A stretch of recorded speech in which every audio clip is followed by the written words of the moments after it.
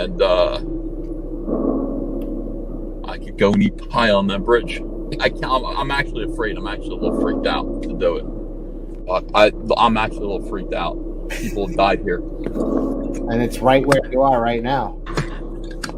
For real. Hold on a second. Let me just get this up. Can you guys see? Yeah. Yeah, creepy road. Yeah, this is for real, guys.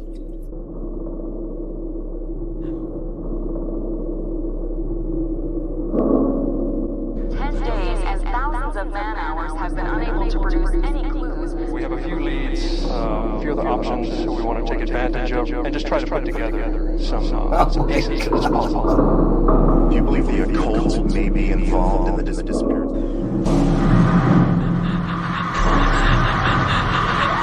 Graffiti on this bridge that says, "I do not want to die." Fucking deer. He broke me. It says, he broke me. Right here. He broke me. Was that Mike writing about When he was leaving Comicscape. Yeah, he broke me. I don't know. What the fuck is this? Can you guys see this? It's a murder weapon. What is it? Oh. Ew, it's bloody. Yeah, I don't know. I'm getting out of here, though, because this is kind of fucked up. Cecil, I hear voices out here, alright? I hear voices. I gotta get out of here. What if Ethan was murdered and Andrea's at home watching this? Live. Alright, let me see if I can get out of here. Yeah. You hear that?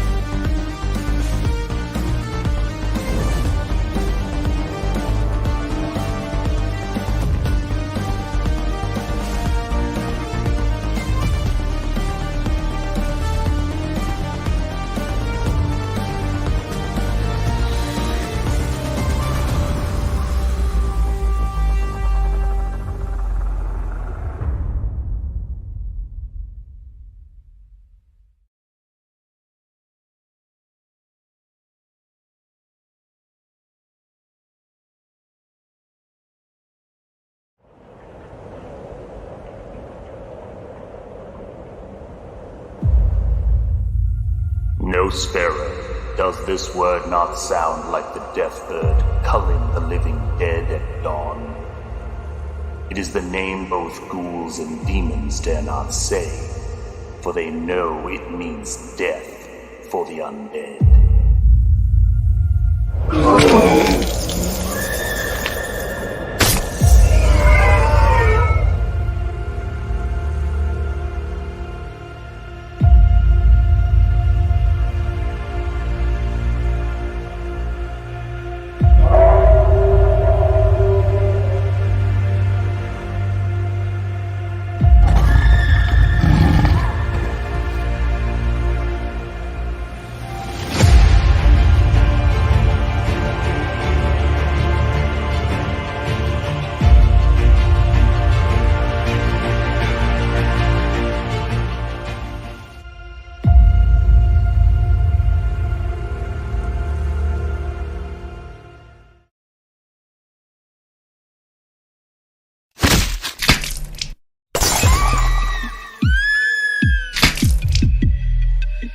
We all go a little mad sometimes.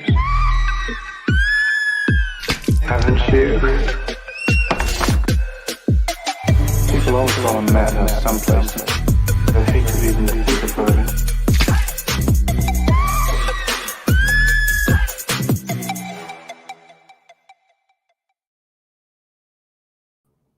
What is up, all of you fine people? How are you doing on this fine Thursday? Let's see who we've got here in the chat while we get ready to talk about Stranger Things 4. Vaughn should be with us in a short bit, and so we'll see how that goes. So gird your loins. We're going to be going into Stranger Things 4. And actually, before we even start with that, hey, what's up, John? Good to see you, man. Let me get this sorted out here. I want to make sure that I've got that showing so that people know what is up when they come in here. I don't want anybody to be shocked or frightened or perturbed by what's up here. So let's see what we've got here. We have got first up, we have got Stephen Rockwood dropping links to Nosfero the Crypt Walker. Picked up another backer today and last night. Thank you guys who continue to back the book, continue to get the word out about these streams, sending super chats, all of this great stuff. We appreciate you. And Terror in the Trenches, again, Stephen Rockwood, doing great work here, and always letting everybody know what's up. That is Vaughn's book. If you've not backed this book, Vaughn and Monica and the colorist, whose name is escaping me. When Vaughn gets here, he can remind me of the colorist's name. But Eric Weathers and I were both marveling at a beautiful work on Terror in the Trenches. A dream team of artists working on that. So do check that book out. Link for both of those books are in the description. Maromi, it's great to see you here, my friend. American Comics Company. You are always in good company when American Comics Company is there. Yes, indeed. Yeah, versus horror. Exactly. Yeah, I love horror. I love the genre, and Stranger Things has been on my mind. A lot of people on CG Team were talking about it the last time we had an episode of CG Team. I think Eric Weathers and his family finished watching it. Vaughn brought it up, and I thought, let's talk about it. What's up, Sumo Thori? Great to see you, brother. Let's see who else we got here. Random McRanderson, always good to see you here. Yeah, Von Klaus is a proper villain name. Absolutely. Yeah, no doubt about it. I won't read the rest of that, but I get the sentiment there, man. Absolutely. Hail, it's like a rush hour traffic time for CG streams. Yeah. I would say we are always working, are there lots of people streaming? There usually are. And never returned. Indeed. Yeah. So, Rand, I believe you were asking me this question. Yeah, that is one of the, I think, the very first video I sent to Ethan. So for people who wonder how that whole thing went, I had watched that stream with my son. I thought it was a fun Halloween stream. It was great. I don't remember how long ago that was, but that was the first video I sent to Ethan. I edited that together, sent it to him, thought it was funny, and then thought, what the heck did I just do sending him that? He's probably like, who is this guy? And within 2 hours, he played it and opened his stream with it. And I was dying. I was like, oh my God. Well, and that's how it all begins, folks. That's how it all begins. What's up, Cranberry Langers? Great to see you. And it was a fun intro. Yeah, that's right. There we go. Nosfero the Crypt Walker, guys. That book is coming along great. Yeah, this is creepy. Good job. Thank you. I enjoyed it. I'd love to do more of that kind of stuff. I'd love to do more, more of that indie film stuff. So let's see here. Terror in the Trenches, Volume 1 will astound you. Hail Von Klaus. Indeed. Von Klaus is just doing great work on that book, and we love it. There are smiles all around. Shanth and Jay, always good to see you, my friend. Absolutely. EVS Witch Project. Yeah, that was crazy. And yep, sure did. What a fun time I had making that video. I'm hoping Ethan will do more of those kinds of trips to Walmart, man, and get me some more content to edit. What's up, Mighty Geek Studios? Yeah, what's new, everyone? Oh my gosh, tons is new. Comicsgate is killing it, as we said. Jeremy Burtz, hello, hail to you, my friend. It is great to have you here in the chat. Yeah, you guys are the best. You've been doing some incredible work here. Yeah, the cuttlefish helmet, indeed. It happens to the best of us. Do be kind to the cuttlefish. What's up, Angela Curry? Great to see you. I hope you're doing well. Art and Times with Jay Ryan. Great to have you here. Let's see if there's anybody else I missed, and then we can get started here. John is here. Good to see you, John. And yeah, guys, we have fun stuff to do. Indeed. I tip my hats to you. How are the commissions coming along, Shanth? Which commissions are you talking about? Oh, I know what you mean. The ones that I can't show. Yeah, those are coming along great. The pages are coming along great. Everything is good. I honestly can't complain. Only thing I can complain about is some weather-induced arthritis yesterday, which took me out, which was not fun. However, as we say in New England, can't complain. No one wants to hear it anyway. So, hey, what's up? This is good stuff. Tip of the hat, my lady. Great to see you here. Dragon Pisces, great to see you as well. We had fun, didn't we, Comicsgate, the other night? We had a great time, and we're going to talk about some fun stuff. That would require him going somewhere other than his pool. Hey, listen, if I had that pool, I don't know if I'd ever leave the house, man. It's fun stuff, you know. And Devil Flyer, where are you, Devil Flyer? Did I miss you? Oh, there you go, Devil Flyer. It's great to see you, Devil Flyer Momentum. I can't believe I missed you, man. What the heck is going on with me? Yeah, everybody is saying hello. I think I got everybody there. So yeah, let's talk about Stranger Things. Old man Shanth's bones are always aching. Yeah, in a horror movie, I'm that person who misdirects people by the side of the road, you know, and I think that's pretty much how I do it. You know, that's how I would be involved in a horror movie. But today I wanted to talk. Vaughn and I were talking about Stranger Things, and we were talking about consider checking out From. It's good new mystery box horror. I hope you don't mean like J.J. Abrams' mystery box, because that scares me. Would a pool help your arthritis? I think anything would. Who knows? Yeah, it's it's a fun thing, you know. It's a crazy thing to be able to loosen up and things like that. I just cracked my son's back before stream, and he's getting tall enough to do that for me. And then I think I'm going to probably end up going and seeing a chiropractor at some point. So let's see what else we got. From is a title designed to fail in search engines. Yeah, well, Nosfero is one of those things with a shriveled, knobby, shaky finger. That's right. Exactly right. Good to see you, Michael Bancroft, by the way. And yeah, man, it's cool stuff. So yeah, the thing that interests me, I just texted Vaughn because I said, hey, Vaughn, we're live. And he goes, oh, crap, I thought it was 9 o'clock my time. I'll be there in a sec. So, yeah. But the thing about this that sort of has struck me is about Stranger Things is I've been watching it, and I've been watching a lot of these shows that are new in terms of their properties, which I hate to use that term, but their stories being told that introduce new characters and have become cultural phenomenon.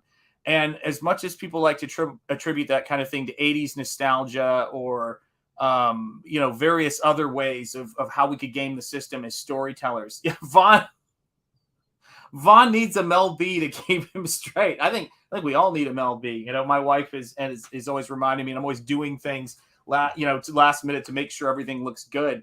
You know how it is. We're always working around the clock. If you see a churro, make sure they have a table.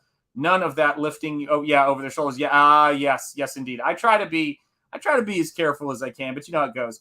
Should we be taking directions from that decrepit mummy-looking thing by the side of the road with milky cataracts? Always. Yeah, I mean, that's how Ethan ended up in the Pie Barrens, guys. That's how that went. So this is the thing. What was really interesting to me is I said this to my wife when all of the productions were being shut down, and you were seeing a lot of shows stop. I went, oof, man. I think this is going to be difficult for something like Stranger Things. I think this is going to be difficult for a pop culture phenomenon with a young cast that has gotten stopped with a huge gap between season 3 and season 4. And to be honest, and some people were saying this in the chat, I don't know that season 3 was their strongest season for me personally. Some people liked it. I don't think it killed, Stranger Things, Metal Movie and Brewskis, good to see you. I don't know if it hurt it or anything like that. What's up, Ryan Johnson? But I do think that it was, it's a tough thing to keep, going, to keep all this stuff, the energy of something like Stranger Things going. And I think they found a great way of doing it with season 4. So let me welcome to the show my brother in horror, and the man who dreamed up this crazy idea of us doing a show, which I love, man. Here he is, Vaughn Klaus. Hey, my buddy, my friend, my pal. How you doing today? I'm doing great, man. I just watched the last episode of the show with my family. Great. So it's on the mind. And for everybody wondering, we are going to be doing our plans to do American Werewolf in London for next week. So this week we've got spoilers lit up there. So we're going to be talking about Stranger Things 4 and horror. I think this is the most horror season. Yes. Which is of that show. What do you think? What was your take on it? Are you kidding me? I mean, it's straight up Nightmare on Elm Street, but with all the Stranger Things fun that we love. Faster pace, bigger cast, and horrifying deaths. Great death scenes, right? Yeah, they definitely took the horror up a level, whereas the horror in the earlier ones usually was more creeping to like creature reveal towards the end of the season. This has just been like creeping serial killer Freddy Krueger style horror, and I love it. It's so 80s. You know what's interesting? I've been thinking about Stranger Things a lot and how the other seasons kind of are more 80s skin suits that they put over a show, whereas this season 4 feels like real 80s DNA. Like it feels like I'm watching a cool 80s movie or show, Yeah, I mean, I will tell you this, the thing, and thank you guys for dropping links to Vaughn's book, Oh, thanks, guys. Look at this. Cranberry Langers, your book looks great, Vaughn. Yeah, guys, back these books. Please do. Yeah, Back Terror in the Trenches. I got massive Freddy vibes from it. Yeah, the furnace sequence where they're in the boiler room in the last episode, and he's removing that. I was like, oh, man, where's that from, I wonder. Yeah. Yeah, where could this be? The thing about it that you said that's great is, and it is so true, and something I was thinking about, you actually don't see, really, except for maybe Billy at the end of season 3, you don't, wasn't even really that bad. You've never seen brutal kills in Stranger Things that I'm aware of. They happen off screen or they cut away and then they find the body. Right. But you like don't. Right. They don't get as visceral with them. Like you'll know that the Demogorgon, ate someone's face, but you don't really you would see it, right? You would just see them dead later a lot of times, or get thrown around. Oh my god, yeah. And it worked too. It was. I was like, what this season seems to have done really well, which is really remarkable too, is that it built upon your 3 seasons knowledge of Stranger Things and what you thought they would do and what you assumed they wouldn't do.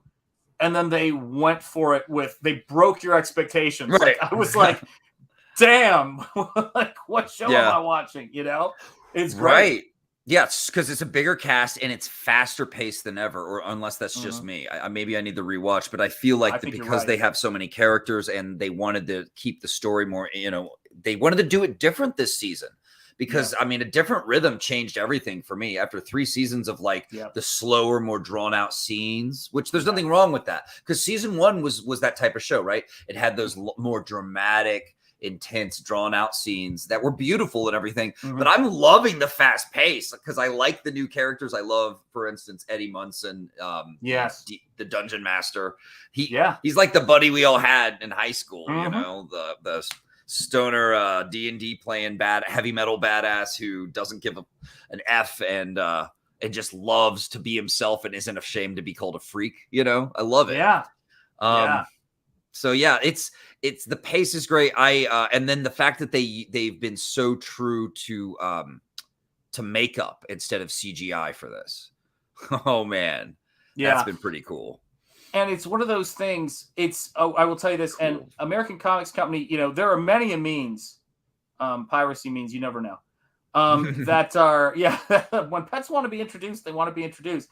But I will tell you this, guys. The reason I'm talking about Stranger Things is the reason why I'm fascinated by it is because the people creating it really seemingly seem to have come from the outside. They really don't share a lot of the sensibilities. And what's really funny is they're doing all the things that Hollywood claims it wants to do well. They're doing them well. And then they're also breaking expectations with it, which is great in a good way. Like they're breaking the expectations you have for every cliche you can think of. These characters are real. They're like people we knew. And that's what you said it best with Eddie. It's so true. And actually, funny enough, I just want to give a shout out to my friend's older brother, Eddie, who was our dungeon master. Oh, my friend Zach's older brother.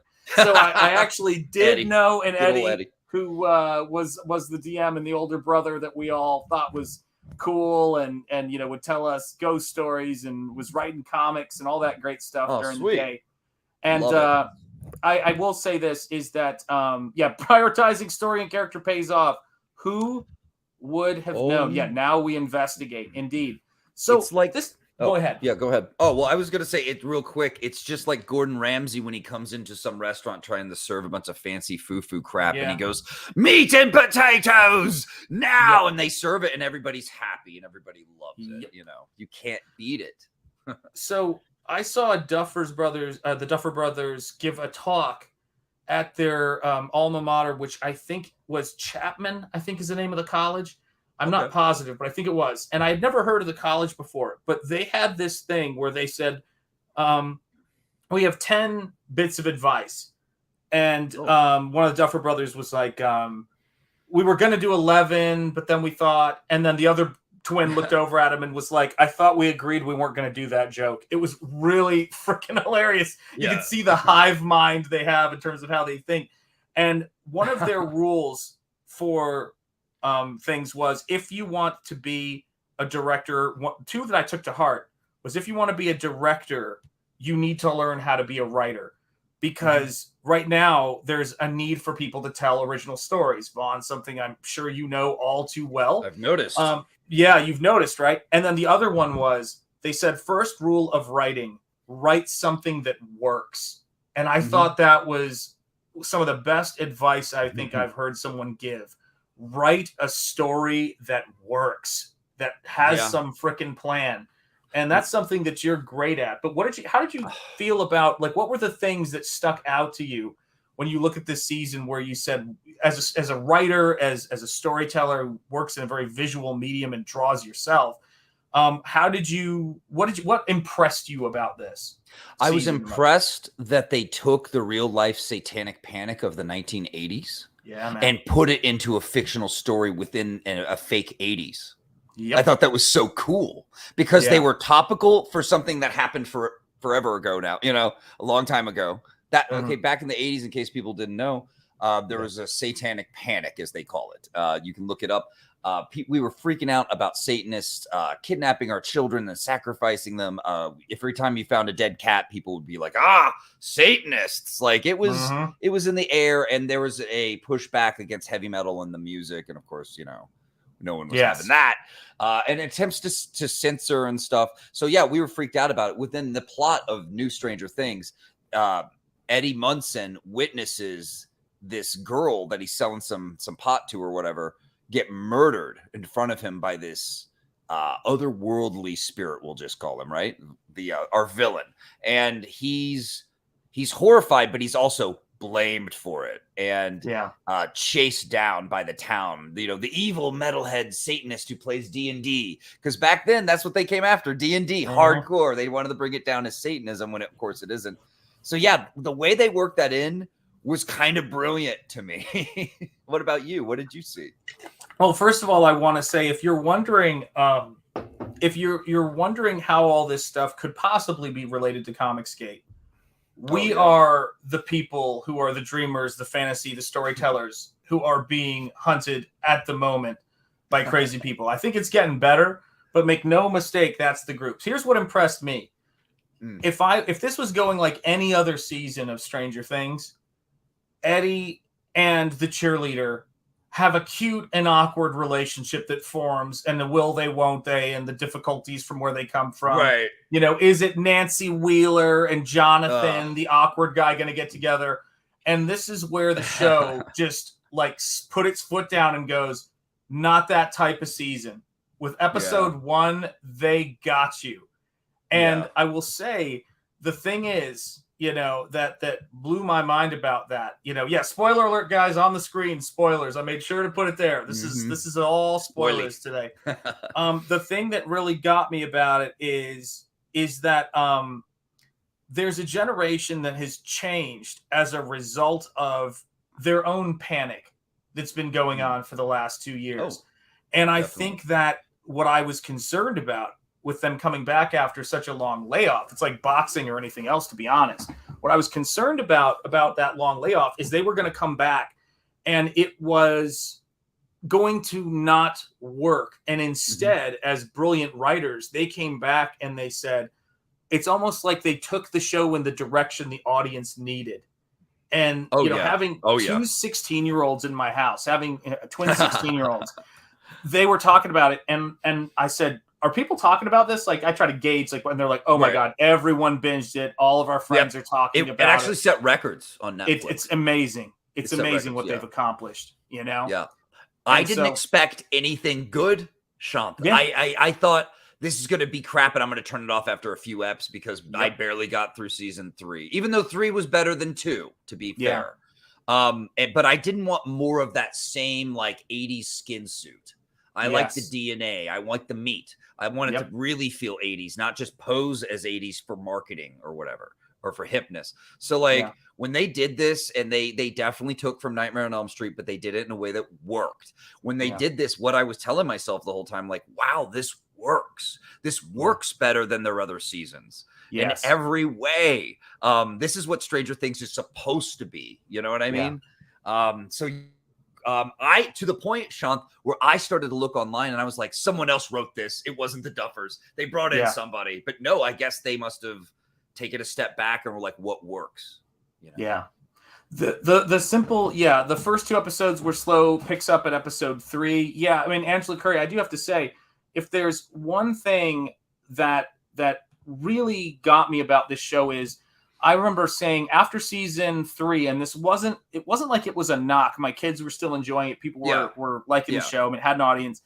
But after season 3, if there was one thing that I started to really think is, I go, this show could have stopped at season 1. Season 1 was a perfect freaking season. If it had ended there, it would have been great. Season 4 makes me grateful the show kept going. And that is the height of praise I can give for it. And I will tell you this, and I don't mean this I don't mean this in a political sense. We talk about this kind of thing all the time. And I don't care for politics or that kind of thing, but it was like, I really did not like the direction they went with Steve in any of or season 3 in particular, where I thought they just completely made the character. He went from being somebody that you could really believe Dustin looked up to him being weak. And it wasn't just like, the babysitter aspect of it or any of that other stuff. It was the fact that, he was a pretty tough guy who could go toe to toe with a Demogorgon. He had the bat with the nails in it. And he was this, giving advice kind of guy.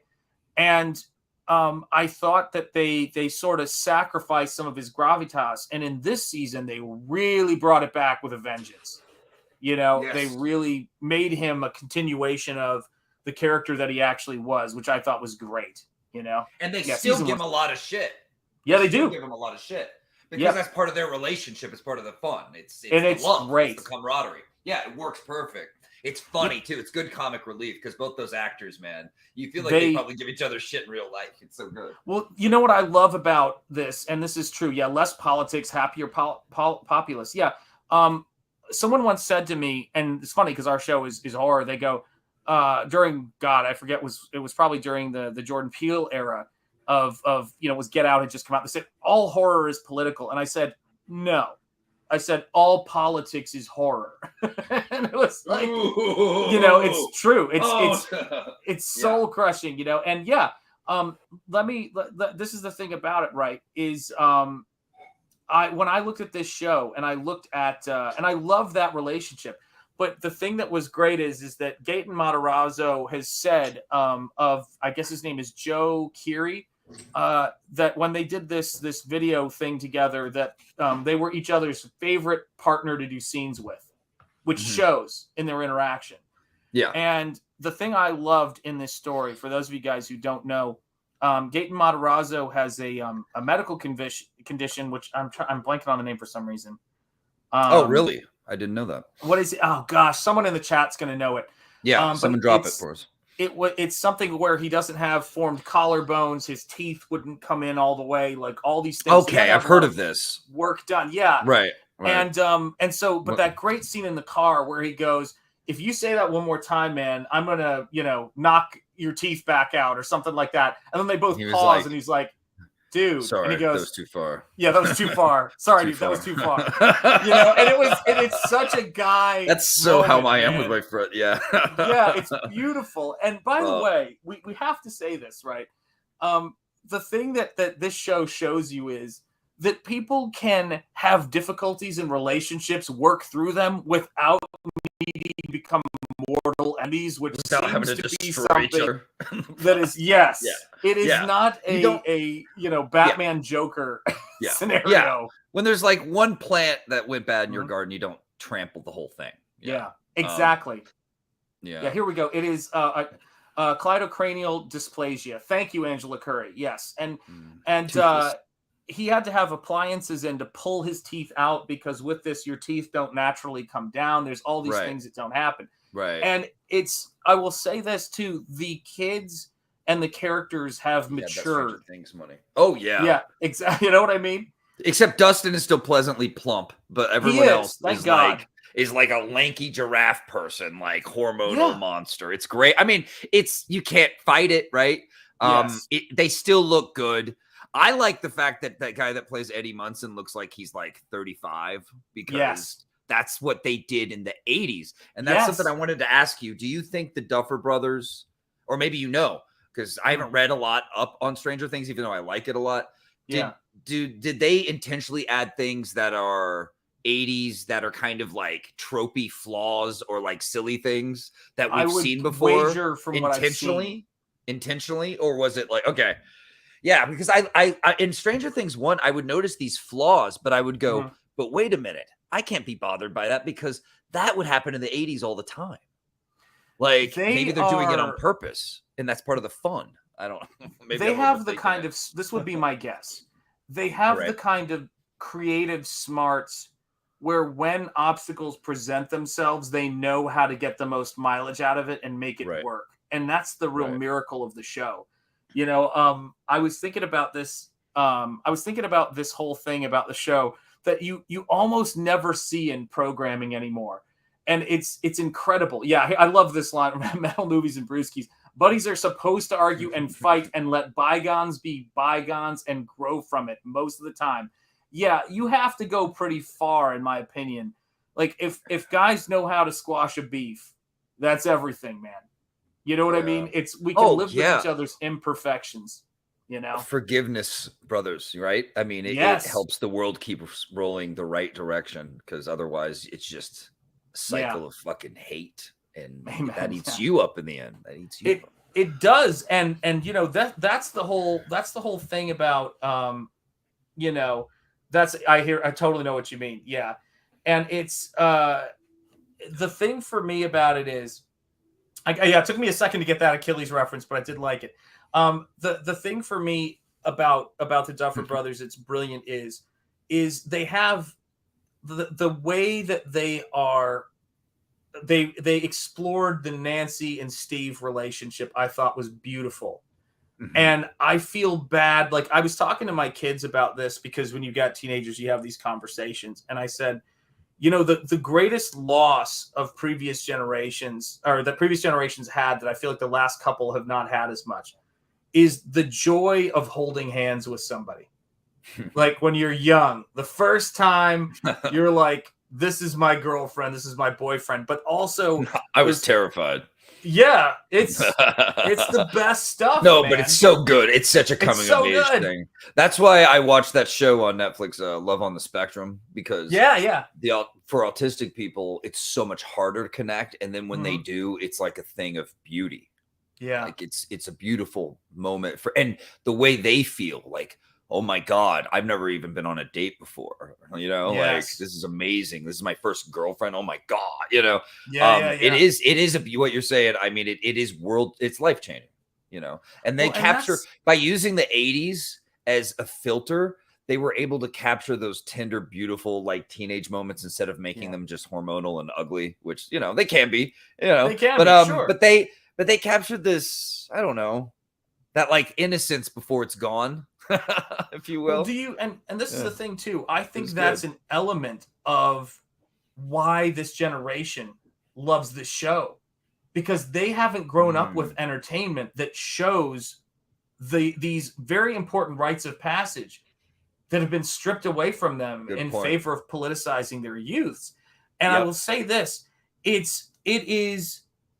I love when I get set up in a horror movie and punched in the face. Like, I do love it. I have to be honest with you. And my favorite moment was the moments between Eddie and I forget what her name was, the cheerleader. The head cheerleader. Yeah, they didn't. I forgot her name. She just died off, and I just kind of, Yeah, and I will tell you this: I was more frightened of her mom and dad. That was the biggest thing I recall is the horror of that. But the way they didn't plan their scene to go that well, Shanth. Yeah, I know they didn't. Chemistry. I know, but just the moments where he's like, "Do you remember me from this?" And then when she got lifted off the ground, you're still like, "Okay, we're in the realm of magic and Stranger Things." Like, Mike got levitated, and then like you're halfway through that thought, and you go, "Oh my," like Chrissy. Thank you, Chrissy. And you want Chrissy to do okay. You feel bad for Chrissy, like she's got some stuff going on, man, and builds the sympathy. And the same thing with Eddie. You're like, oh, Eddie, maybe this could work out. Not so much. You're probably gonna get accused of murder. Like, it was. Characters like him are cooler because they're doomed.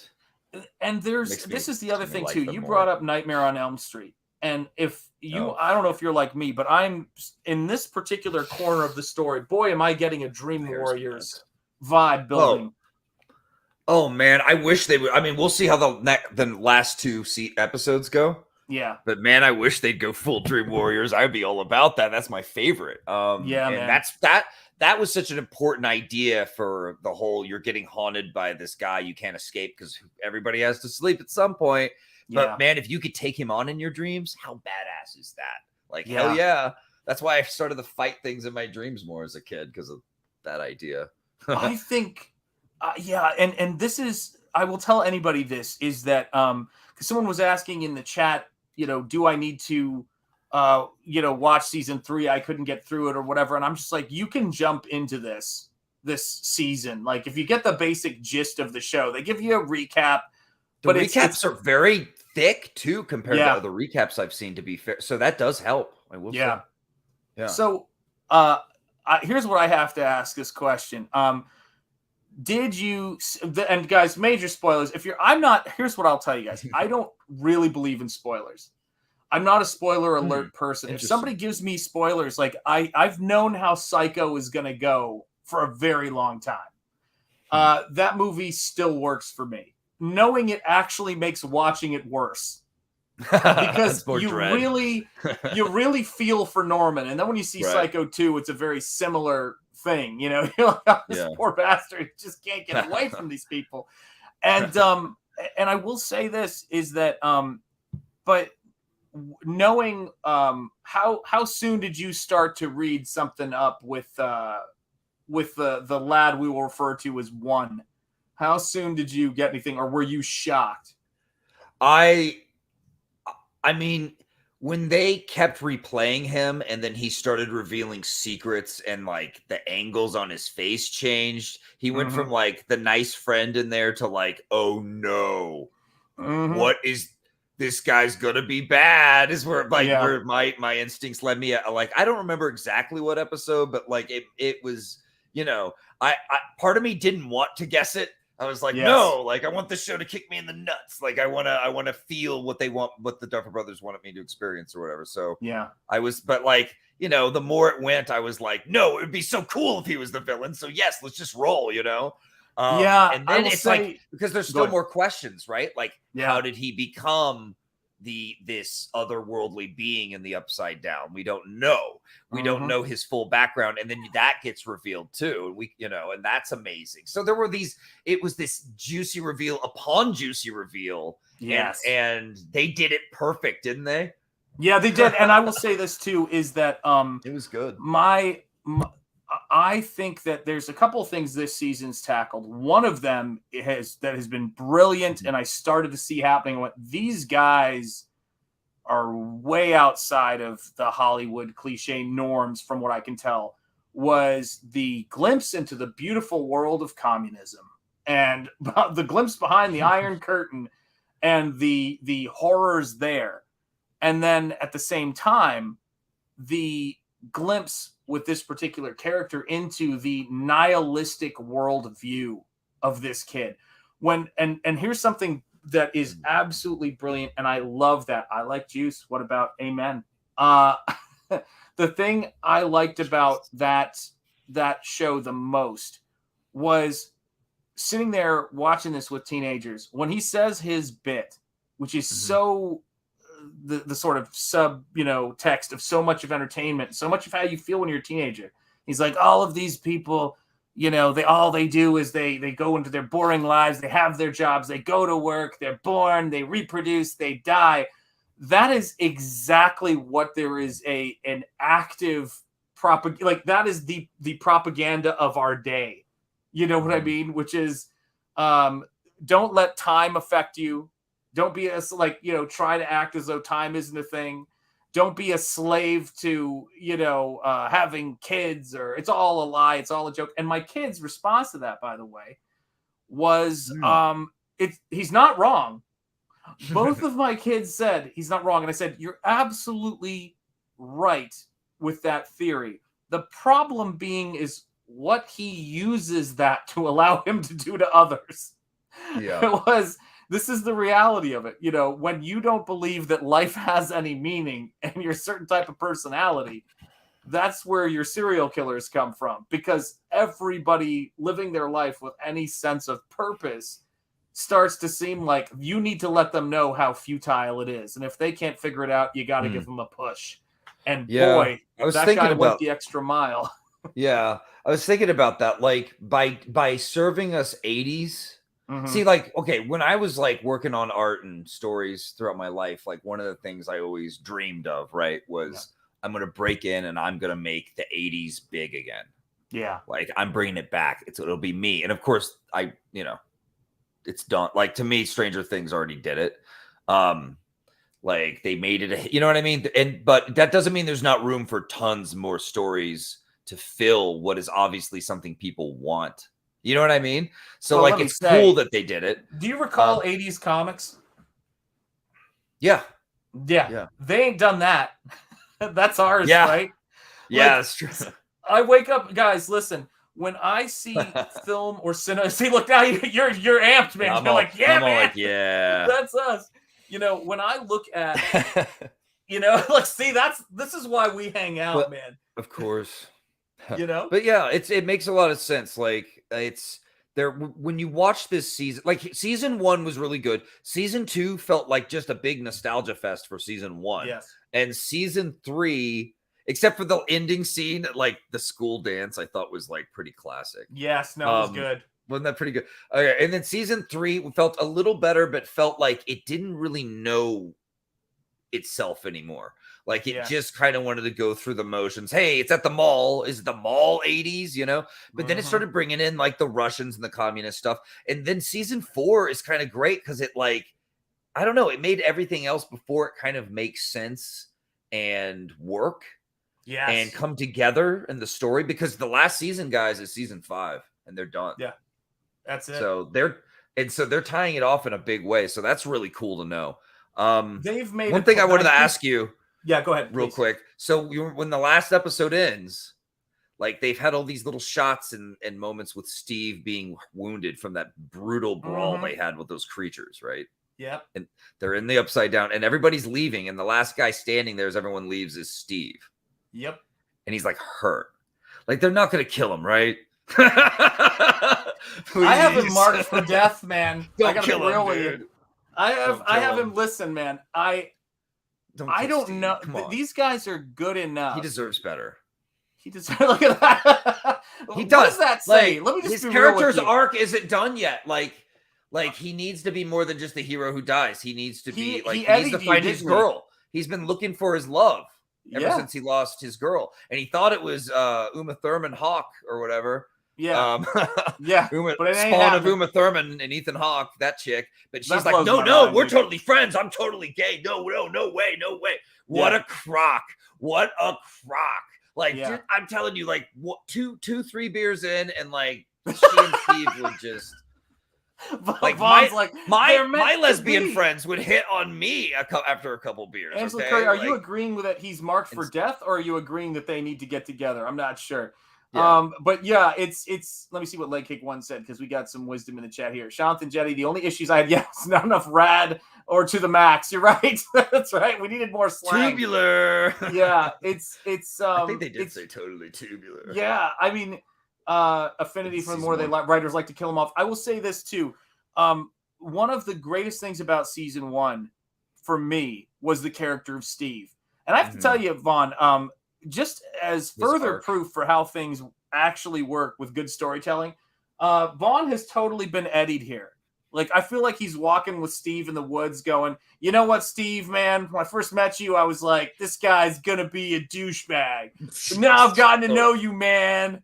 And I want you to be all right, man. I want you to get that girl, brother. I want you to know the joy of holding a girl's hand, man. Yeah, man. It's like, she loves you, my dude. Girlfriend. You got to get her back. Like, that was your hair looks good even in the upside down, Steve. Yes. There you go. Angela's with you. His arc is not finished yet. I agree. Langer's swinging for the fences.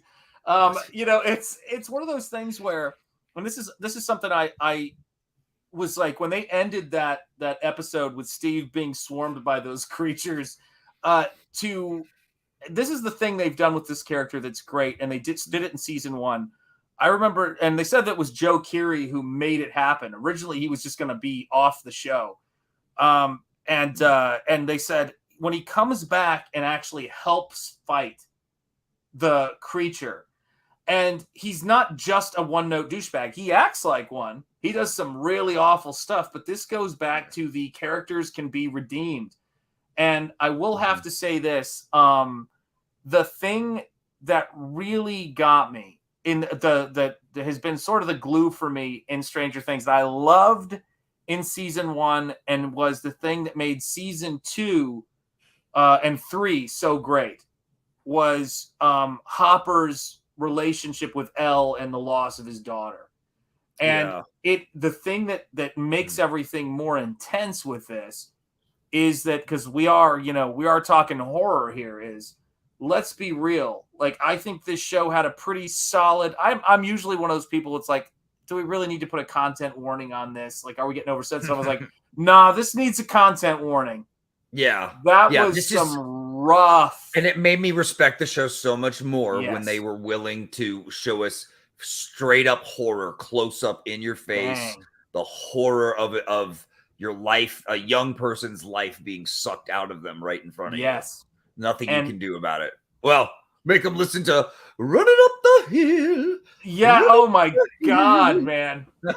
Like, let me tell you this too. I think that was brilliant. Actually, it was brilliant. It was brilliant, though. It was cool. And it made that song's like charting again because of that. It is. Yeah, man. Cool. It's you know how many people have called me and contacted me, some of my older friends, and they're like, have you heard? Like, that's the only thing they know about that show. And I thought, this is the thing that's sort of funny to me about it. Guess what, guys? Quality lasts. These things that we're making when we're making our books in Comicsgate and when we're looking at these shows, I can assure you, Stranger Things, if they can stick the landing with season 5, heck, if they can even just hobble onto their feet like, a gymnast at the Olympics, who doesn't fall down and manages to stay on their feet. Wasn't perfect, but it was enough. This will be a classic show that is watched like shows like, funny enough, shows like Friends or shows that have that staying power.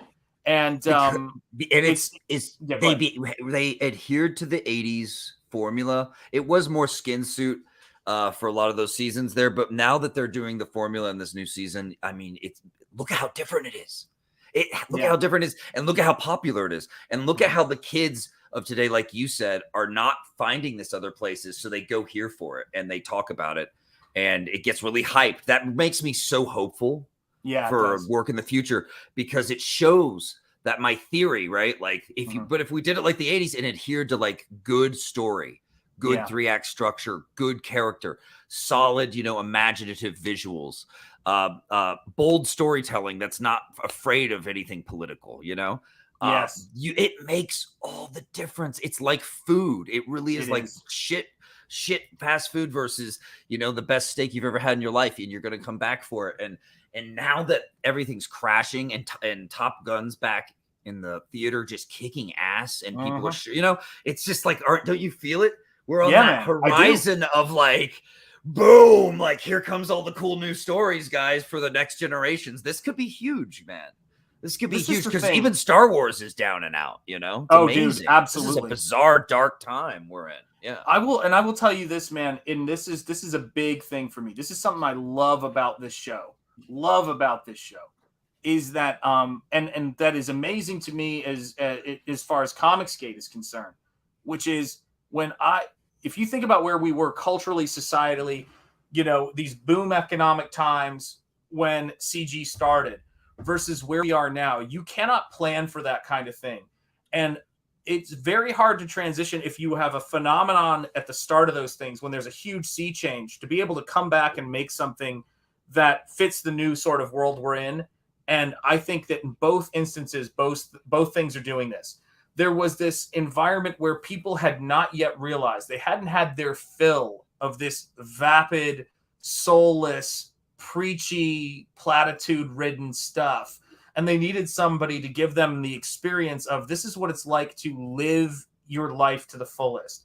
Draw the best work you can draw. Write the best work you can write. And these characters are very real human characters, and people have forgotten what it's like to see work that feels like it's made with some kind of human wisdom and soul. And the horror in this is horror, because when I remember watching things like Nightmare on Elm Street, which is clearly influenced by, if you didn't care about those characters, it doesn't work as much. Doesn't work. You're seeing these characters, very human nightmares. How many characters and how many people do they deep dive into, and you go, man, things are tough at home for this kid, this teenager. Like this, there's that great quote, be kind, everyone you meet is fighting a secret battle, that I've always found really a touching kind of thing. And if there's one thing they highlight here that is so true, is that they take a bunch of characters that are not the quote freaks. Like they introduce you to the quote freak, Eddie, right? And I mean that in the description of him as he would be described at school, and how he himself wants to be represented. I'm weird. I'm going to stand up on the cafeteria table. I mean, that was my crew when I was in school. But he was like the king of the dipshits, which is he was the king of the dipshits. That's what it was. I just love this character. I do too, of course. Like I said, man, I think of my Eddie, and I think of being the kids at the table who are like, Eddie, you're the shit.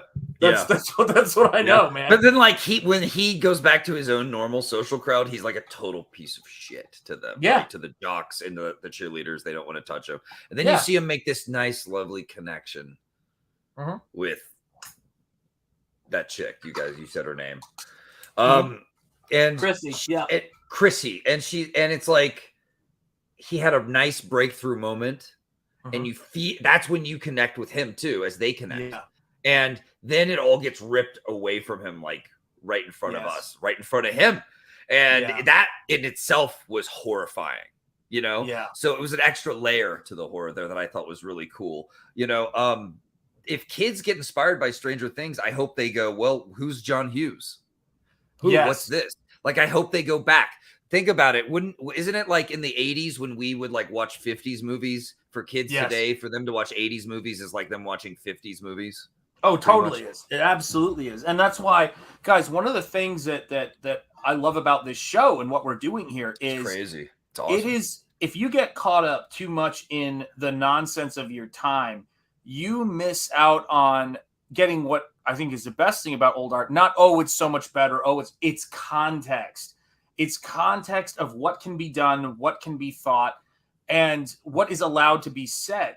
And horror is the genre that, in a lot of ways, one, is not political as a rule. That's where the worst crap comes from to me. That is that preachy stuff. Nightmare on Elm Street is a freaking masterpiece in terms of how they put the stuff together. And this story is saying to you, it's not postmodern. It's not deconstructing the 80s. It's actually telling a heartfelt story in the way that the 80s could. And I love that. Yeah, it's using the formulas and its tropes and the idea, and then somehow applying them to just classic ideas, which just works in any era. Yes, for good storytelling. Yeah, they did great stuff, man. And also, something I found interesting was how there's the crazy story going on with 11. There's the crazy story going on with Eddie. There's the crazy story going on with Hopper. And there's so many crazy stories happening at once in this show. It's kind of amazing how it's all as you're watching it, you're starting to see how they're starting to like finally thread together, but we're not even there yet still. Yeah, that's pretty cool too. That's been it kept the season more interesting because I mean they freaking go to Russia to like break him out. And it's like Winona Ryder going, "What are we doing?" It is amazing. It is some Iron Eagle level shit right there. Yeah. You know what I mean? Espionage and shit. It is totally. It is that. It is White Knights. I don't know if you ever saw that movie with Mikhail Baryshnikov and oh my God, I can't believe I'm blanking on his name. He's one of my favorite dancer actors. He was a brilliant Patrick Swayze. No. I'm so humiliated by this. Hold on. Mikhail Baryshnikov. Did my dance hands and everything. This is embarrassing. Oh my Lord! I'm going to get the bad guy from Die Hard with the blonde hair. No. Although I know he dances. Yeah, he danced. It is starring. Oh my God, where is it? Gregory Hines. There it is. Oh, Gregory Hines. Yeah, dude. Gregory Hines, cool. Great actor. Yeah, and where they, it's about him being rescued. He gets disillusioned, ends up in Russia after Vietnam, and has lost his. Yeah, Gregory Hines, Henry B. I knew Henry Bemis would have it. Hail Henry Bemis. But it's that movie White Knights. I loved that movie when I was a kid. I saw it and I saw these guys. I didn't see that one. I can't believe I missed it. Dude, it's a brilliant movie. Yeah. And this is the thing for me, right? I look at even Firefox, for God's sake. I love Firefox. Yeah, man. My dad showed me that. If your kid said, "Hey, I like Stranger Things," what would you show them from the 80s? What would you line up for them? I would probably American Werewolf in London, right? I'd line that one up. What else would you show them? Things, it's funny. Things change with kids over time. Like the different age groups. For me, well, no, it's funny though, right? It would be Breakfast Club is my wife's favorite movie, so that one would happen. Must kind of, yeah. I freaking loved that movie. Like I didn't love that movie. Funny enough. But I loved when I saw that she loved that movie. I saw it much older, and I was like going, "Oh shit, I see why we're together." I was like, that's like, because I loved the. You see what that is? That's a cigarette burn. I was like, "Fuck yeah, man!" Like, shit, man. That's me. I'm Bender. Yeah, I was like, I was the kid who was. Well, we'll get to that another time. I saw my kids still watch YouTube, so.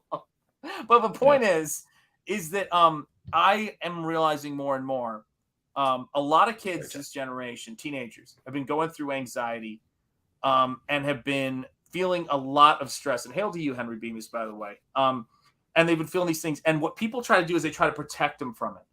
What people don't realize is watching horror and watching things like Nightmare on Elm Street or Friday the 13th, you learn how to confront your demons. You learn how to confront your fears. And you learn when you see young people over, like in Dream Warriors and that whole arc of those movies, which I think was perfect, honestly. It's like I've heard a lot of people talk about, when they get to the sequel after that and everybody gets taken out and all that other stuff. It's like, it's like Alien 3 for a lot of people. It just takes away the brilliance of that other stuff. Yeah. But I think that there is something great about showing kids can stand up to their nightmares and make them nightmares. Do not put the kid gloves on. We've seen children. We know, obviously, that children can be killed. How do you explain that to your kids? Like, people try to explain the why as opposed to the is. This is a thing that can happen. And then we get to the, there's a type of person who is so disturbed. They hate innocence. They resent innocence. Mm-hmm. And they use different weaponry, different types of ways to assault and attack innocence. But it's a real thing. And Freddy Krueger hated kids. He hated innocence. And this young lad, who has now become quite powerful, is no different. He feels he is more special than everyone else there. That he is the best, he is the greatest. And are you talking about one? Yes. Yes. Okay. Just wanted to make sure. So yeah, so this is our villain, guys. This is one of the big reveals, and we are in spoiler territory, as you know. Yes, we are. Spoilers. It's on and the it was screen. it was done well, and I knew who he was going to be, but I loved it anyway because they've mentioned one in previous seasons, and then this patient who has it turns out he has these hidden psychic or psionic inhibitors implanted. He's working as an orderly there. And is plotting, he's tricking 11 into getting them out, and so he can get his powers back. And it turns out he's won, and has been all along. Why you would just put inhibitors in a guy that badass inside and then let him work with the kids? I don't know. That seems a little risky to me. And it turns out it was. It's because I think it's because him and the main doctor had the same haircut. I think there was a bond there. They looked at each other, and he's like, "I'm a silver fox. You're a future silver fox. Let's hang." But it was... I think what must have happened was one must have convinced our head doctor character, Matthew Modine, that he is useful to him and that he'll never be dangerous. Whereas behind the scenes, he's working with 11, gaining her trust throughout the season, and it's really brilliantly done. While having these awesome psychic wars going on for 11, which was just so it reminded me of Cronenberg, man, scanners and shit. That's perfect. That's a really good call, and I got to tell you guys this too, right? Is the thing about Stranger Things and the thing about all of this stuff that is so great is they finally, with this season, I don't want to say finally as if, it's like, oh, if these things are devoid of whatever. They leveled up. For people who haven't seen the previous seasons, we got spoilers for those too. When the character of was it Bob Newby got taken out in Stranger Things, and he's like, Bye, and Bob. if you don't know Sean Astin, God bless him, national treasure. Sean Astin said to them, "Make it bloody." Like, I want you to pour blood in my mouth. I want to make it gory. And as I was watching it, and it was probably one of the only kills that they went for it with that kill, right? And even then, I was like, really not that bad. Like, it was sad that the character didn't make it. You could kind of see, when he left the gun, you were like, we're in trouble here. Yeah. Oh, and Moromi is with you. Scanners is exactly what I was thinking. There you go. Good. Absolutely. And this is the thing, right? It was that is not what this season was. This season was Nightmare on Elm Street. We have got a character who is incredibly powerful and has no empathy for other human beings or animals for that matter, which was such a classic. Like, they laid out the pathology of this guy. Yeah. It's kind of funny, he's like the bad seed for anybody who's seen that classic movie, and it's the same thing about I remember, I think it was Freddy's Dead, The Final Nightmare, one of those where he's in class and like son of a thousand maniacs, and he takes the class hamster out of the cage and grabs the hammer. And you're like, this guy, I liked that. He's not well. It wasn't that, oh, let's get into it, let's figure it out. I think there's a lot of that hand-wringing. We have to explain away horrible people and horrible things when sometimes there are people that are just capable of evil. Right. And they are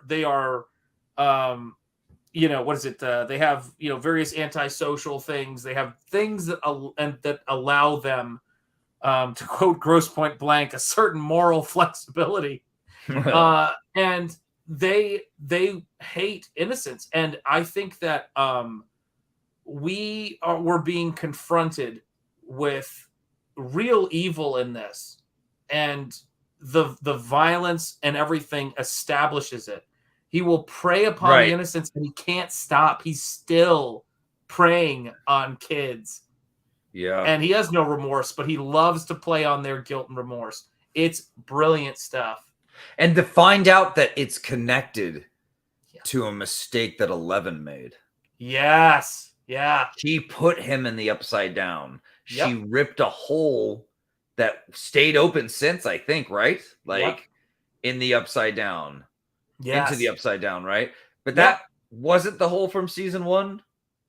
Or it was? That's the question in the conversation we've been having. Like when my kids were asking that, they go, is that when that was opened? You know what I mean?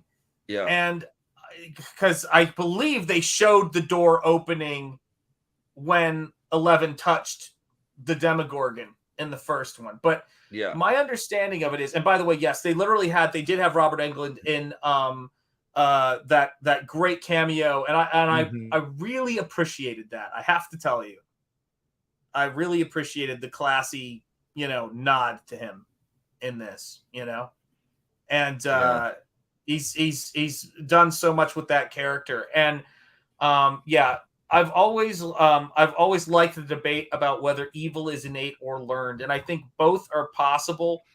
But some of the stuff that that I've read as of late on, I forget what the particular disorder is, but it's really chilling. That there's just a percentage of people who are capable of these particular things. And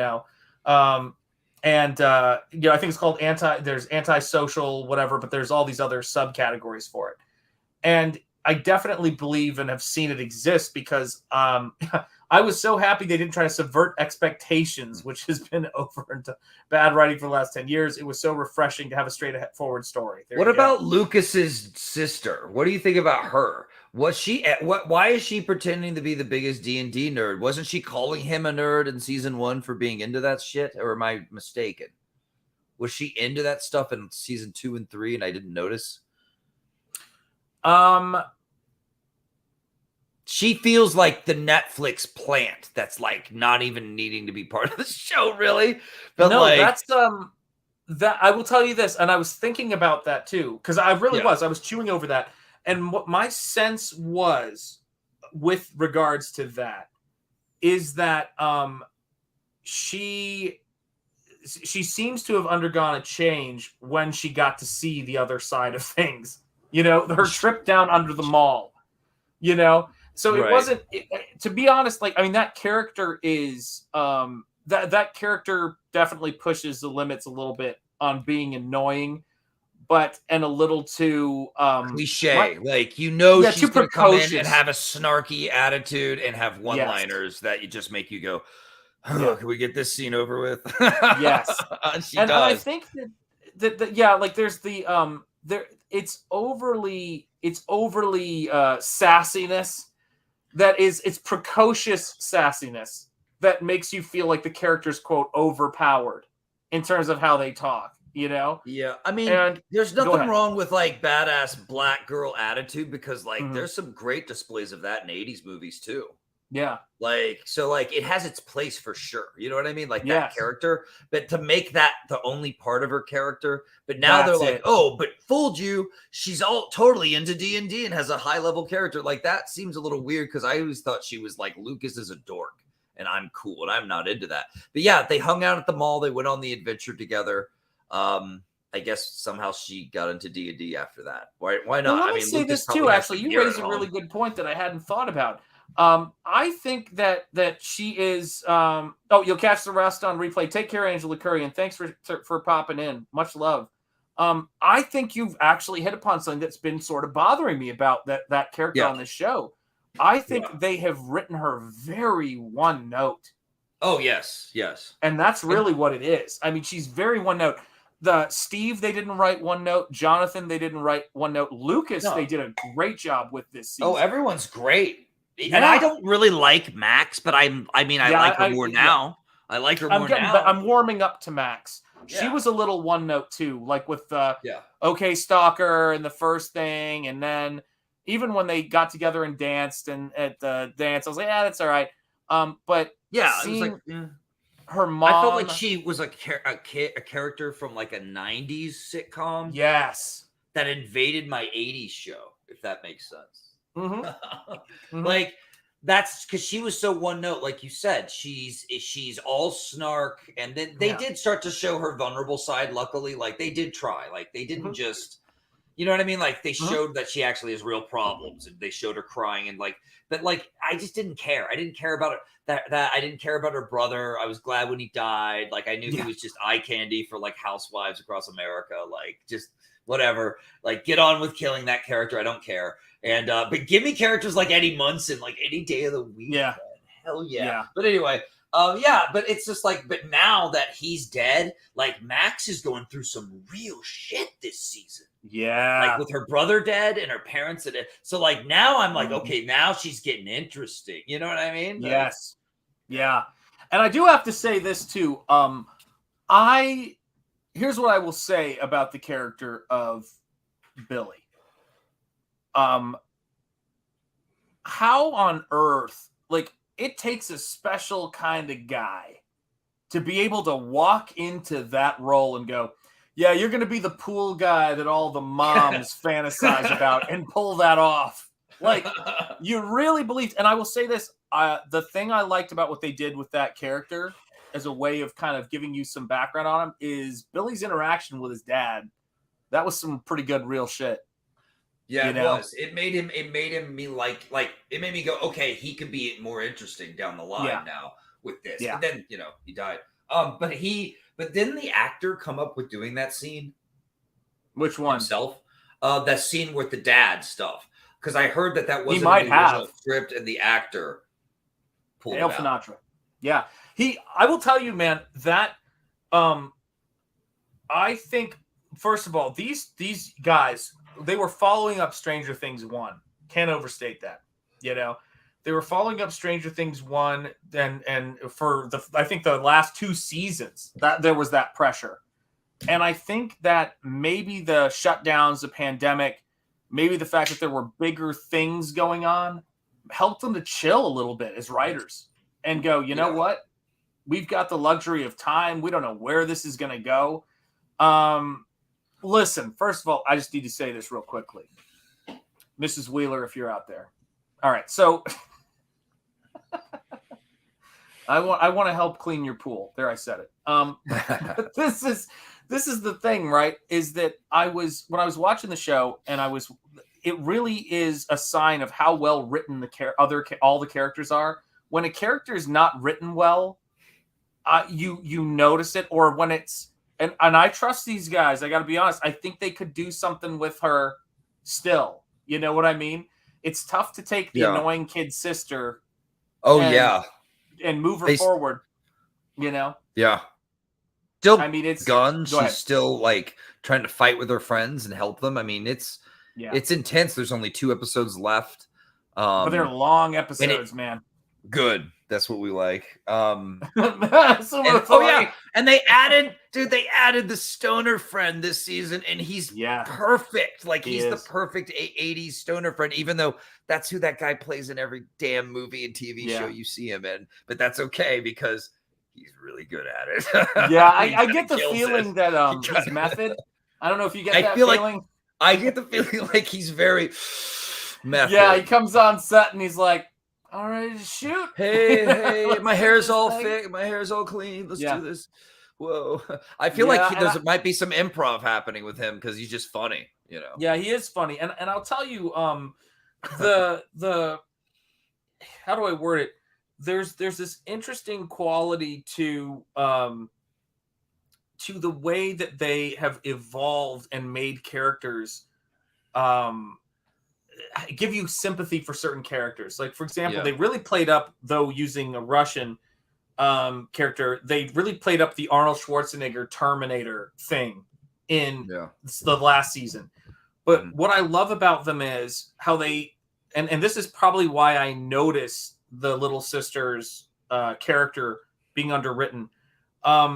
The character of, what's his name? Yuri, who was in the last season, who is like going to get they're getting him some ice cream and he's so happy and he's experiencing America. when that shit went down, I was like, no, no. Like, you really felt for him. And you really felt for, what's the guy's name? The crazy guy who knows karate and speaks fluent Russian. I'm totally blanking on his name. Love that character too. Shoot. Chrissy and him, apparently their names are Murray. There it is. Murray and Yuri, man. Yes, their Murray's relationship. Yuri. When he's like, getting in his face like, you communist bastard, at first. And then they form this relationship. And when he goes, you're like, it's heartbreaking, man. It is. They did. They know how to.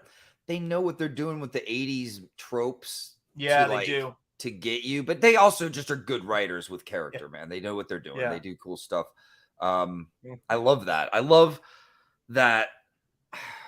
I give a damn about their relationships so much. I just haven't had a show do that to me in a while, so it's cool, man. Good stuff. The fact that you and I are in the age demo we are, which is similar to John Malin. We're in our mid-20s. And the thing about it is that we give, like, when someone asks, who's the character you're most concerned about surviving? And we're both probably going, man, I hope they don't kill Steve. Yeah, but don't kill Eddie either, man. Don't kill Eddie either. Yeah, I don't think I gotta be honest. I'm not worried for Eddie at this point. I think correct me if I'm wrong. There is 0 chances that Eddie dies, and I'll tell you why. Okay, good. It's because the way the story is set up, there is no possible way to drive their narrative point home about the misunderstanding and persecution. Yeah. If they did that, then he serves no purpose. He'd have had it would have made just as much sense if he was killed earlier. The machine would fall apart.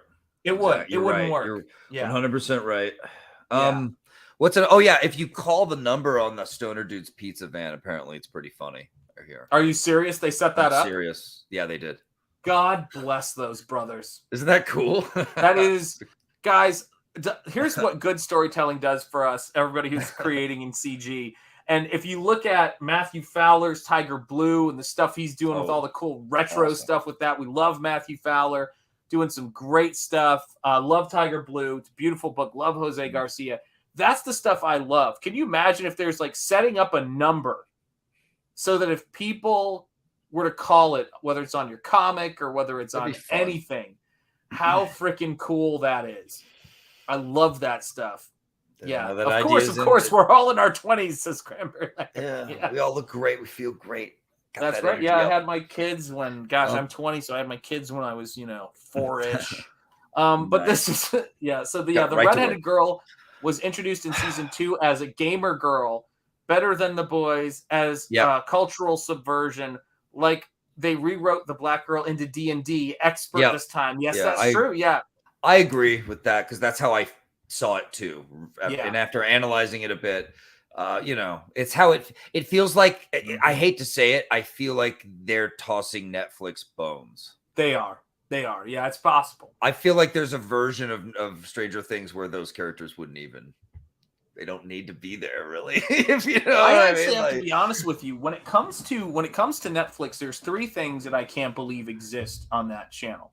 Yeah. One of them is David Chappelle. Period. Yeah. Dave Chappelle. Yeah. How the hell is he on that? That's thing? Awesome. They have a commitment to freedom of speech and comedy for whatever reason now. Seriously, man. The other one is Stranger Things, and then, gosh, what was the other one? I was like Ricky Gervais. Cobra Kai. Yeah, Cobra Kai. Like, those things are brilliant. And I will say that that the redheaded character, that's an interesting one, right? It seems with Max, of course, because you remember Mad Max and all that stuff was great. But I've known some people who were tomboys, so to speak. I love tomboy characters in 80s movies. I think they're great. They're great. And Max, it's a trope. Max did not work as that for me. Right. I was hoping she would. I was hoping she would too. And I would tell you, I think some of it's hair and makeup. You know what I mean? Like, I really think hair and makeup could have helped. They should have cast who should they cast that? Someone like who are the good tomboy hotties of the 80s? You had like Demi Moore. You had like No, God, I've got the one and I can't even think about it. What is? Oh my God, favorite one. Some Kind of Wonderful. Yeah, that one. She was I had the biggest crush on her, man. Yeah, the 3-name chick. Yeah. God, I know her. Oh, I got. See, damn it. Her name's Okay, Eric Stoltz is in that movie with Mary Stuart Masterson. That's her name. Yeah, Mary Stuart Masterson and I Leah love Thompson, my 80s crush. Leah Thompson rules. So she was yours. Leah Thompson was yours. Mary Stuart was mine, man. Yeah. Listen, that's a hot tomboy. All right. Let me be clear. Awesome. I had zero shot with either of them, so it Watts. really doesn't matter. Yeah, Rob Snyder's going to be on Netflix. There you go. Yeah, I will tell you this. Terror in the Trenches, guys, and this back this book. It's a great book. This is what great comics of the 80s in that time period, what we could do is happening in that. And it's not an 80s book, but when we were talking about Stranger Things is not an 80s show. It is a 2022 show. Make no mistake about it. But it's brilliant to see how it captures that. And what's up, First Watch Studios? Great to see you. Yes. Hail Shanth, hail Vaughn, hail chat, hail CG, indeed. Guys, we're killing it, as we said. Not Grace Jones. Grace Jones would snap that boy like a twig. Was a badass. I love Grace Jones, man. It's one of my favorite. Man. Janine Garofalo, maybe in that time. I'd say Molly Ringwald was pretty Molly good Ringwald too. could do it. Pretty classic. You know what it is? She needed to have one of those 80s hats that all the girls wore. That were those tomboy, one of those like. I just find someone who remember that chick from the movie It with the short hair. Yes, cast her, with the short hair. Like you're absolutely right, man. I don't know. Yeah, I don't know. There you go. Yeah, put her for Elena in Mystery Men. She was pretty hot. Yep. Oh, thank gosh, you guys are still open. I can still get another stack of waffles. You absolutely can. Unfortunately, we serve our waffles bloody on this fine night. Let's see here. Like the Douglas Sirk steak, bloody as hell. Hail First Watch Studios. Yeah, guys, let me say this. And this is it, right? The creators of Stranger Things have got to be our age. Only people who were there at the time and love the same stuff we could make Stranger Things. And here's the crazy thing. They aren't. They weren't even born during half of these times. They just know these times. And what's great about this is this goes against this whole idea that you have to be a thing to write about a thing, which would really make Terror in the Trenches difficult for Vaughn to write. Certainly would make Nosfero difficult for me to write. You just have to know how to write. And when we're picking nits about this story, I have to tell you, seeing the cheerleader get killed, seeing the nerd get killed, quote nerd, seeing the jock get killed, and I'm using stereotypes here to describe these characters, but seeing them get taken out, but seeing their common humanity, that is what a movie like John Hughes's Breakfast Club did. You lock all these kids who are these archetypal characters in a room, and they start realizing, oh gosh, none of our lives are perfect, and we've all got stuff going on that we're dealing with. And that is what great horror can do. It can bring humanity out in characters. It can do a lot of things. God, it shows our dark sides, our dark impulses, and lets us revel in them and get right up close with them and walk away with no actual damage. Hopefully some kind of lesson learned. This show's covering that, man, because the whole wrongfully persecuted Eddie on the run, right, for the murder. Yeah, it's so good. And so the town's looking for him. Oh yeah, I got to tell you something too. I got to say this. Like Nancy, going for the big story for her scoop. It's like one of the hottest things I've ever seen. Like because now she's older now too. Like, right. Yeah. And she's like growing into it. She's sexy. Like I think she's hot and her nerdy, like, I'm trying to get the story. Like, and she's got her nerdy sidekick with her that gets like totally ganked by the demon. Yeah. So it's like, damn, like I just was shocked, like, because I never thought Nancy is like that hot, she was just the teenage girl in the earlier seasons, and now she's like, fucking bad. She's like, her character's more interesting to me, and I was surprised how much I'm liking her character this season. She's acting the shit out of it is a good way of putting it, I think. I really like that actress. Yeah, she's getting it done. Yeah, she was a little Bambi lamb. for lack of a better way of putting it. You know, doe-eyed and all about looks. You know, like I don't mean looks visual. I mean like her eyes, like how she looked at things. Like it was a very Hitchcock directed kind of thing. You know, look up, look down. You know, look to the side, make this pouty face, and and this just shows the strength of her acting and the writers. She convincingly has grown. And that was the thing that really bothered the shit out of me about season 3 of Stranger Things. And a lot of people talked about this, but I was thinking it from the start, which was, what the hell happened to Steve Harrington? Like, Steve Harrington did not make sense working in an ice cream place. I don't know if your dad told you to get a job. Well, that was broken Steve, right? Well, yeah, but here's the thing. That dude, I've known people who came from wealthy households with that dad. He wouldn't work at an ice cream place. He wouldn't. But they were humbling him for the audience from the previous seasons, weren't they? Yeah, they were, but they went a little too far. Like I agree, dude. You know? They did. He didn't. But I love his relationship with Uma Thurman, Ethan Hawke. She would have been a great Max about 5 or 6 years ago or more. She's the kind of the tomboy crush that this show she needed. Is. You've got it. She is. They did a good job. She's that with her. character who I could have seen playing video games, skateboarding, and it would have made it more fun because it would be like, oh my gosh, you're just the perfect girl, and then it's like, oh, would have been brilliant. Busted. Yeah, I like the girls. Yeah, there was, and that was something about all these characters. Look, we're picking nits here. The fact that we could talk so much about characters in a show. This is a horror season of Stranger Things. This is broken houses in the nightmare world that exists, in the past, which is such a great reveal. I was like, damn. Okay, I want to say one thing. They work in a video store. So Steve and his lesbian best friend or whatever now moved on from Pirate Ice Cream or whatever.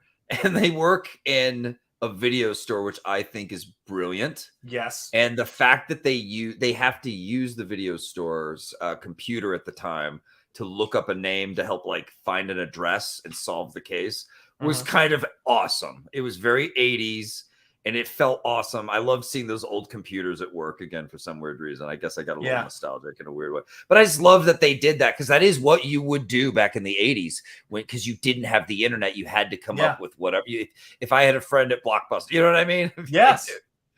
And so it was always that was such a cool connect that they did because that felt like something you really did back then. And somehow, I don't know, it was fun that they unlocked a key like that. But I still think it's what I wanted to say about her character, her being gay is fine. Yeah. But at the same time, they've turned her into kind of more of a manic, comic relief only character so far this season. And maybe it's because there's not enough room for her because there's so much going on, right? Big things for Max and and so it's huge everywhere. So yeah, but it does make me kind of sad because I miss her. You know what I mean? Because I liked her a lot from her interactions when we first got introduced to her in season 2. I think this may be the quote of the stream for me. Stranger Things is what I loved about Claremont's X-Men. You can introduce new characters, and as long as they play well with the cast we know and love, it all works. And I think you're right. And I have to tell you, this is one of those things that that really did bother me about that character. She very much felt like she was. That was if when you're describing a character, how would you describe her? The thing I recall about her from when she was introduced. And I also thought that was the reveal that she was gay and the way they talked about it was clumsy as all get. Yeah. It was just this show's lost the magic, It felt so tacky, but that she was very smart and knew Russian. That was what was cool about her in that previous season, that they actually, needed that was cool. her. You know what I mean? And I would have loved to this is the thing too, and I don't know what was around during that time, show. Sorry, Vaughn. This is So where you rude. find yourself. So Hey, what's rude. up, Max? Good to see you, my friend. I would have loved, Death, It Can Happen to You is absolutely. Hey, what's up, Apex Comics? Great to see you, my friend. Your name. I would have loved to have seen, them just evolve her a little bit more, and like I said, I don't know where they're going. These episodes are like movie length, and they said things, the budget, the scope, and the stakes are going to go up in the last 2 episodes of this season. So Dang. God Okay. only knows, where that's going to take us. But I think that that it's a really great sign for our culture that young people are being drawn to the show. Because I have to be honest, at the end of the day, a character that people don't like in a story is not make or break unless they're the main character or the only character. Mhm. And in this story, we've got so many characters that we love. So many characters. I think the actress who played Chrissy was fantastic. She had very little time in the series. Very little time. Yeah. And she, Definitely. when she's talking to him about, you don't remember me, we were in class together, and that sequence out by the picnic table was genius. Just the way that she made use of that time. And you see a lot of people, even in this show, the gentleman who was security for the kids in the house and bleeds out in the van. He did a fantastic job. Yeah, he was cool. He really was like, he's looking after these kids like a man on a mission. It was great. The prison guard, the other guy in the prison who helped break the chains off his ankles and that brutal stuff. There's some squirming movie moments in this, and what this has done that the first Stranger Things season did really well is you really believe these guys they could go, they could die. I mean, this is some Nightmare on Elm Street level. This ain't gonna go well level stuff, man. It's great. That's what I'd love to see. Yeah, man. I'm kind of shocked at how fast paced it's been, and yet how well it still works. It doesn't feel overly rushed. A lot of characters have room. Some, like I said earlier, you wish they had more, but hey, we've got 2 juicy ass episodes ahead. That sounds pretty badass. Yes, we do. The Demogorgon, I gotta say, came out in full effect for me this season too. Yeah. It's never been more like amazing to look at and yet ferocious and deadly, in my opinion. Like shit got real. Take out the prisoners like all at once. And like did it very brutally. It was badass. Like I don't think we've ever seen it in that much just full action. You know what I mean? It's usually I freaking love that creature design. Love that creature design. When I was in high school, I designed an alien that had that type of face, but it wasn't like a monster that eats you. It was like a benevolent thing where it's like little eyeballs would come out and look around, Yeah. It just lived on a sun-heavy planet. Its organs inside. Who's the Demogorgon, says Cranberry Langers. The Demogorgon is a little bit of all of us. But it's got the greatest face. I love the face design on that character. It's a big flower of death kicking around here somewhere. In fact, there's they're on maybe at Target even you can get these super detailed figures sometimes. Oh no, I think I have one somewhere. I know I bought the McFarlane one, which is great. You got the McFarlane one? Yeah, but I detailed will say this. What do we got here? Yeah, Ted Danson. Yeah, there you go. That's not the Demogorgon. Is Ted Danson? Yeah, I will say this too. It's when we get to the next the next episode, and we're funny enough, we're back in the 80s, actual 80s, as opposed to this with American Werewolf in London. The thing that's interesting is that shows how much of the type of subjects and things we explored in the 80s haven't even been touched yet, because there's the throwback comic book work. I was talking with Phil Diaz. We were chatting while he was at work today. We were just catching up over the phone. And Phil was talking about, we were talking about all this different stuff, all this different, kind of work. And I said, it's hard to imagine that things like I'm just going to pick 2 Batman stories. Things like The Killing Joke and The Dark Knight Returns came out around the same time, and they were both Batman stories. They were both these existing outside of continuity, so to speak, sort of Batman stories. And that's not even including the Rocketeer and Teenage Mutant Ninja Turtles, for God's sake. I mean, there's to say that there is so much, we have so much we can do in the field of comics and bring back the comics, and what we're doing with Terror in the Trenches, what we're doing with Nosfero the Crypt Walker is we've got Bernie Wrightson and oh my gosh, I can't believe Barry Windsor Smith, Bernie Wrightson, William Kaluta, who were the throwbacks of the 80s. Dave Stevens, I would throw into that mix as well. Throwbacks of the late 70s and 80s. So was Frazetta in the 60s with his stuff. But then you also had things like Frank Miller, which was sort of the cutting edge of the 80s with Daredevil. And you had Batman Year One, and you had all of those books that came out by creators who we associate with the 80s. And you had Todd McFarlane in the 80s. That was the next name I was thinking. Yes. Todd McFarlane. Think about an industry and think about, let's be real. That's my favorite. Think about building what we're building here in CG. Yeah. Mike Kaluta, who's actually friends with one of my buddies. But the clown is the good guy. That's right. It's one of those things to where you're looking at all of this stuff. We haven't even scratched the surface of what we can do creatively with art and what we're going to cover and talk about on this show.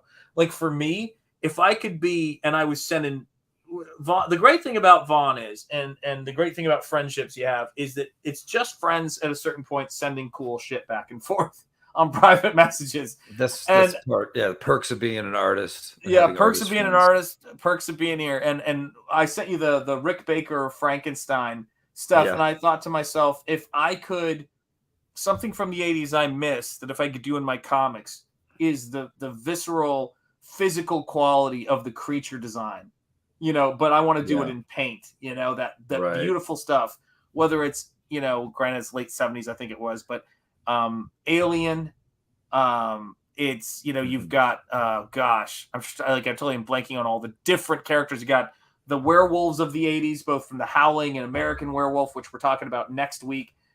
There was so many amazing creatures. Shoot, you've got RoboCop and Ed 209 if we get into stop motion. Hell, you've even got Clash of the Titans mixed in there with Ray Harryhausen, on his last project. I loved that one. I do too. I watched it recently and it was awesome. I was like, damn. Yeah, the Medusa. Brian Suddenly Old Hail, my friend. Yeah. All Groken is still growing. You don't say. Go Groke.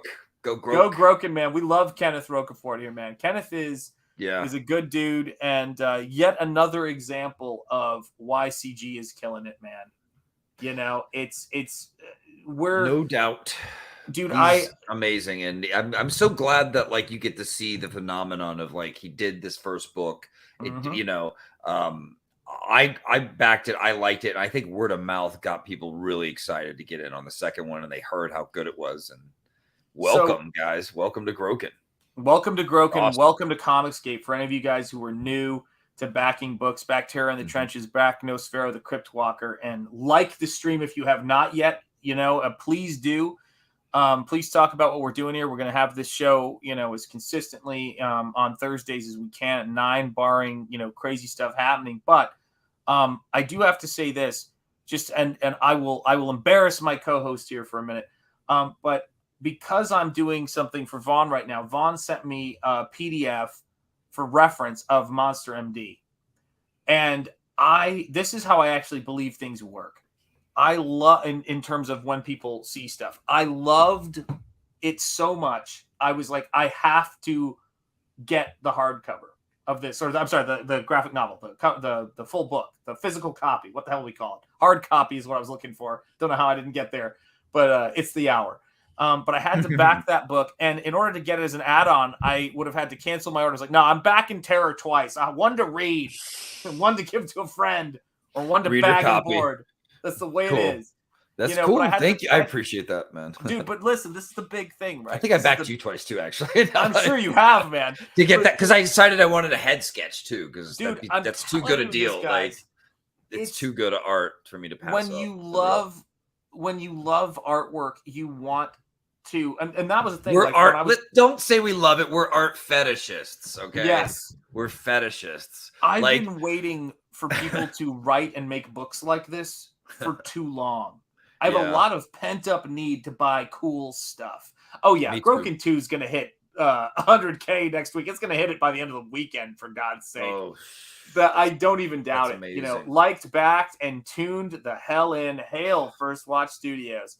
Yeah, I will tell you this, guys. I was Terror in the Trenches is right up my alley. The comic that got me into a comic shop was the Punisher limited series that was illustrated by one of my favorite artists, Mike Zeck. When I saw Terror in the Trenches, I'm like, I love this book. I never got Monster MD. I didn't like many Comicsgate books. I didn't like it. Didn't cross my path. I didn't get what's it called? Six Gun Gorilla. Like there's all these books that I've got to catch up on. I got that later, but I got it. Yeah, man. I got a collected edition. I think.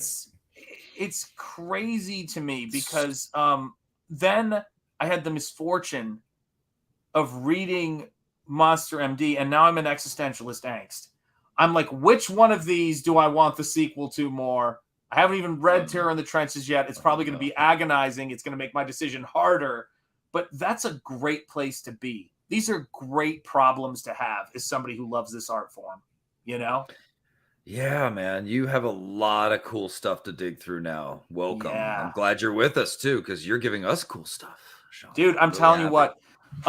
The coolest things I think I contributed early on, my great mastery, of course, was Into the Pie Barons and then the Comicsgate Kings intros and all the crazy stuff, the Trump video, I'm Gonna Come video for Ethan, all the stuff I edited. You've got a long road ahead. I've got a long road ahead. But to finally be painting and doing the stuff that I want to do, that's, you know, and with a great audience. Freedom. Amen. Freedom. You know, I've got these George Michael earring headphones in. Yeah. You know, it's good stuff. I think it's time. This is why we do. Yeah. Heaven knows I was just a young boy. Okay. So I think that's part of what draws me to this too, is I've always made comics my whole life, but to do it for money, like that was always just a dream. But don't think I didn't try, you know, but now I can do that. And I'm still kind of pinching, like I'm still trying to like figure out like how real is this? Like, is this real? Or maybe I'll fall flat on my face, but at least for this moment, I'm free. That's what it's all about for artists like you and me, Shanth. We need to be free, or else we can't create to our full potential. You know, how soon till there's a Shanth Finatra collab? Let me tell you guys, I've got so many collabs. Thank you, Cranberry Langers. I've got so many different things going on, but I've got to make sure I share one of my windows real quickly because we're talking about comics. We're talking about this and how incredible it is that this is possible. You know, that we're able to do this stuff. So I want to make sure that I share this. Where is it here? Right here. Let me make sure I add this to the stream. Here we go. This is a little meta, I know, but this is the main thing I want us to pay attention to. This right here is why it's possible. This is why we're doing what we do. You guys backing the book, our artist and writer brothers, but mainly more than anything that keeps this going are the fans and the backers who put money towards this stuff. Whether it's super chats, like it was crazy to me. If I don't get like an attaboy like every once in a while, I'm just gonna fall down, man. Like it really means a lot to have you guys here. It means it changed our lives and it keeps us going. So thank you. Yeah. Look at these fine people here, guys. This is what it's about. This is why this is a special place for us. Artists need this. Like we do. We didn't have this, you know. Yes. Even when things are good for us, they weren't like, we didn't get to connect with the fans in such a way. The leftists and the mainstream have, they're afraid of that. They scorn it. They literally scorn it, and they scorn you, and they think you're old news and that you're not worth making stories for. You need to make stories for their political overlords to get those ESG bucks or whatever. But But like, no, you don't have to do that. Like you guys know better. You're these you're smart, savvy people will look outside of the mainstream nonsense to find something real and interesting. So and I will tell you this: you guys show your class and you show your smarts in the chat every time we do a stream. You guys are so like well read. You've done so many different and interesting. I always things. I learn great things, man. From you, Shanth, I really value our time. So thank you for having me, by the way. Oh my God, my pleasure, man. And with that, we're gonna wrap this up. Thank you guys, and we'll chat after the show, man. But it's I really do appreciate you guys being here, and making this show so fun. American Werewolf in London is next week's. I can't imagine that's gonna be a blast, considering you have. You better have on that shirt so I can be envious and angry. That beautiful American Werewolf. I was on the Fright Wags. I saw D-Wag. I'm thinking of D-Wag. Fright Rags shirts website the other day, just going through their stuff, going, come on now. I need some of this. I need some of this. Yeah, they know what they're peddling. They know what they're doing to guys they know like what us. they're peddling to our wallets. Man. Yeah. Thank you guys so much.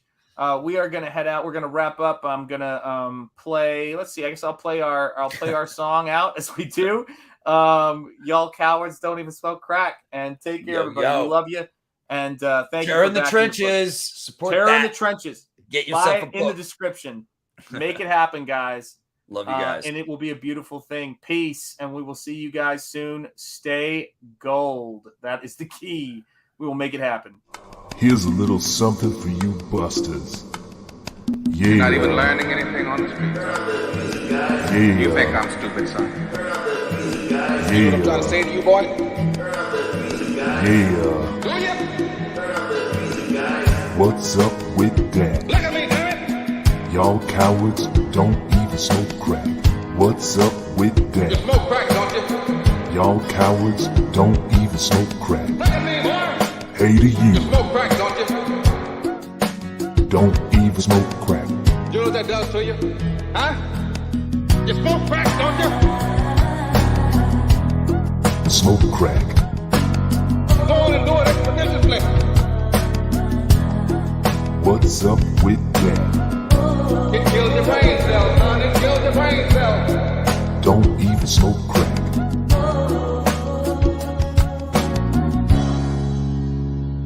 No gut, huh? I apologize. I forgot you were there. You may go now.